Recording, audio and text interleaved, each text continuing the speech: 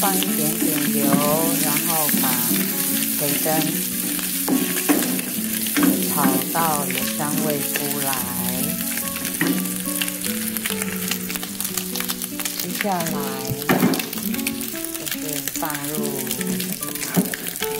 洋葱丁，如果不喜欢洋葱的人可以不要放，然后让它拌炒一下。然后红黄椒也放进来，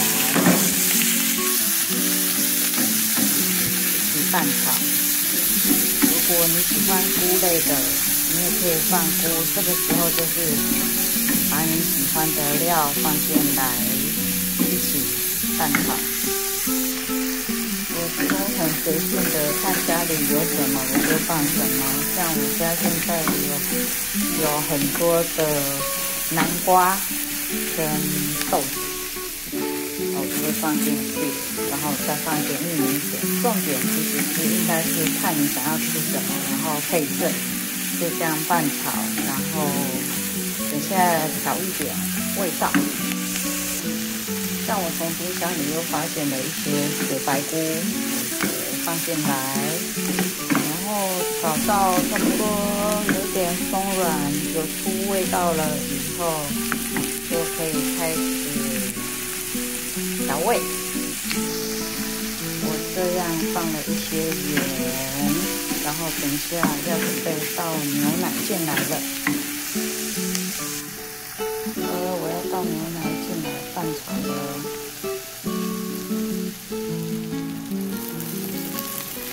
那个量大概就是要腌过材料，因为等下你要放饭进来炒。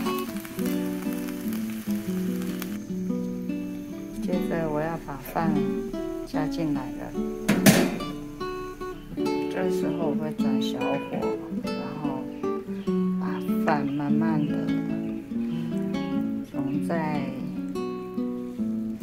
那个鲜奶里面，然后先让它吸饱，吸一下鲜奶的汁，让它不会太干。不过如果是新鲜的饭就 OK， 因为我这个是煮过，我冰在冰箱的冷饭，所以我通常就会让它吸一下水分，吸收一下汤汁，等一下饭里面就会有满满的牛奶香。这时候你还可以调味，放一些香料。我自己习惯就是有这个意大利香料啦，香蒜粒、香蒜粉，或者是迷迭香，看你有什么你就放什么。其实这个不要放也没关系。好了，都放了以后呢，就可以再稍微开大火一点点，让它煮味道，让它香味出来。这时候就可以开始准备容器。装这个等等要用的炖饭的容器了。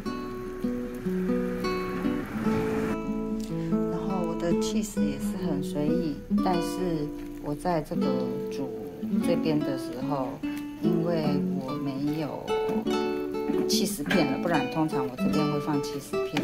那因为没有起司片，所以我就会用这个起司丝来代替。其实你看这边已经有一点点浓稠了，有没有？然后其实饭也都吸饱汤汁了，放一点起司丝进来，让它溶解，准备找容器来装这个炖饭了。其实我们在拌炒的时候就可以看得到已经有起司丝出来了，有没有？再加了这2种起司泡铺在上面，就接着就可以准备放入烤箱。那每一个人的烤箱温度都不一定，基本上因为食材都是熟的，所以最主要是要让起司融化。所以我的上火我大概调200，下火也差不多200多一点。然后因为我这个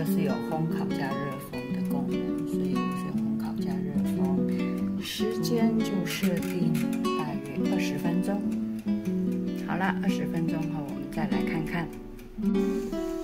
大概烤了5分钟后，我的起司已经差不多都融化了，剩下就是要让它上色，就是上面要烤到有一点微焦黄，这样会看起来更漂亮。好了，我的表面已经有一点焦黄上色了，看起来很漂亮，大概一下子就可以出炉了。好了，我要出炉了哟。我烤成这样大概是花了15分钟。小妙，你下来了。好了。